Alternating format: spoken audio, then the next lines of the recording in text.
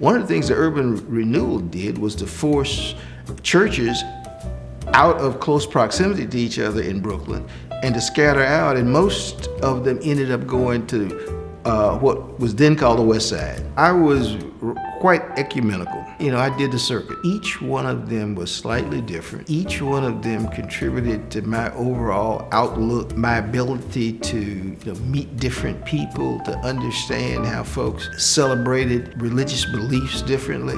The House of Prayers annual parade would come between the block that I lived in and Friendship.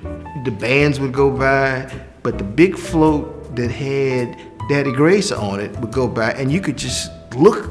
I'm standing here, and I could almost reach out and touch him as he would be sitting in a big chair, and he would reach down and be throwing candy or something out to, and you could see his long fingernails and flowing hair, the whole 9 yards. My grandfather would take me to Friendship one Sunday. My grandmother would take me to 7th Street.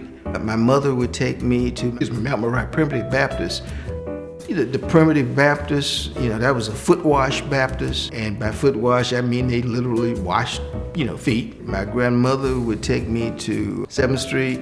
7th Street was kind of the elite, kind of silk stocking operation, and Friendship was somewhere in between. But over the years, a lot of the elite political leadership that you would have found when I was very young at a 7th Street migrated to a Friendship.